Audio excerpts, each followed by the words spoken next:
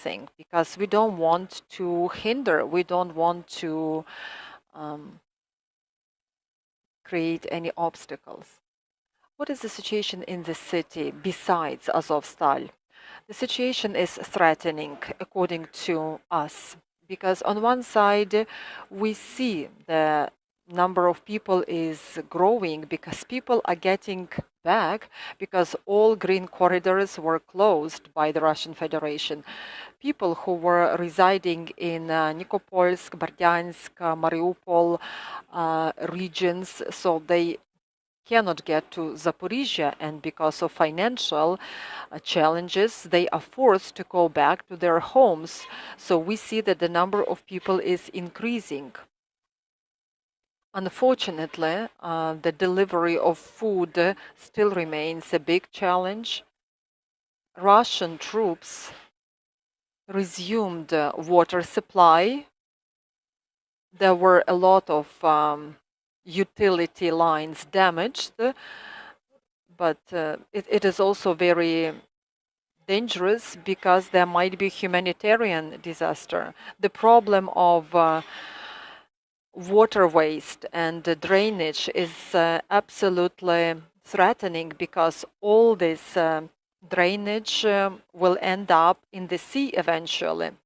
There is also a huge amount of people whose bodies are still under the debris and no one is burying them. So that is also a big threat, because it can lead to epidemics in the city, because by the end of this year we might have 10,000 people dead because of humanitarian catastrophe. The situation is very threatening, so the situation is absolutely dire. People cannot leave the city because of green corridors being blocked. We have a question from our guest.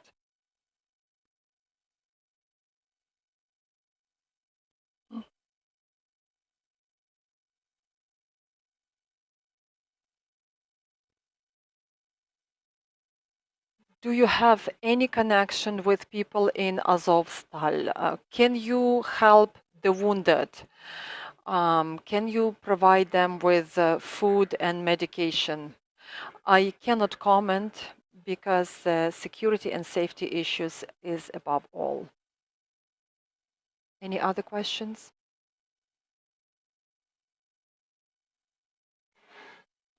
A more generic question. It's been almost 3 years since the war started. We can already make some conclusions about the plans of Russia regarding Mariupol, Donbass, and Ukraine in general. So what are your thoughts? Mariupol is a very demonstrative example, because what we hear from the Russians, from collaborators, from their surrounding, they don't need Mariupol as such. No one is trying to improve the humanitarian situation in Mariupol. For them, it's just geographical location on the map.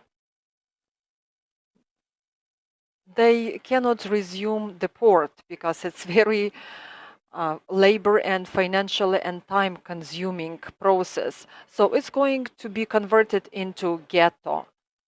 And the absence of occupational core means that they will probably marginalize the population. They will just organize gangs that will be controlling the city. Unfortunately, this is the most pessimistic, the worst case scenario. But that's according to us. We also saw that there were attempts to legalize this occupational regime. They were trying to even organize the referendum. They were even mentioning the date of the referendum, the 15th of May. But now I see that they're trying to strengthen the reintegration of Mariupol into Russia. They are already integrating their system with the mobile connection of Russia. We know that Russian banks are trying to enter Mariupol. Educational system has been converted into has been organized in line with the Russian Ministry of Education. So hopefully that all will end well. So they say that Mariupol is fully occupied. I believe that the annexation of Mariupol will be done without legal grounds. So I understand that first they were trying to get port, but port is not working. I cannot hear you, unfortunately. I will repeat that initially they wanted port, but now they understand that that the port is difficult to rebuild and resume the operations in the port. So they are going to convert it into ghetto. That is correct. They are trying to attack Azov Steel military facility. So what are the reasons that they keep attacking this facility and they keep spending so much time? Is this just to satisfy the sick ambitions of Putin? We can compare this situation to what happened in Kiev or near Kiev. They were trying to capture the city in 3 or 4 days. They understand that it's very difficult to withdraw their troops because they created this propaganda circle around Azov Steel. They cannot attack it, they cannot capture it, but they cannot withdraw. So this is basically a vicious circle for them. I understand that they are also sustaining losses. Yes, daily. So daily they are losing their soldiers. It doesn't make any sense for the Russians to continue. Even if they are ready to take all their forces away,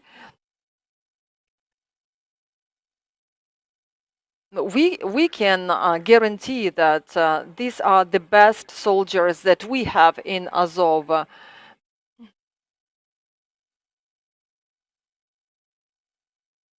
At the moment, you cannot reach any agreement with Russians. We can't. We just keep hoping. The hope is the last thing. So I understand what you say. Thank you for finding the opportunity to be with us, and thank you for what you are doing for Mariupol and for Ukraine. Our guest was Petro Andrющenko, advisor to Mariupol mayor. My name is Vadim Krasnov.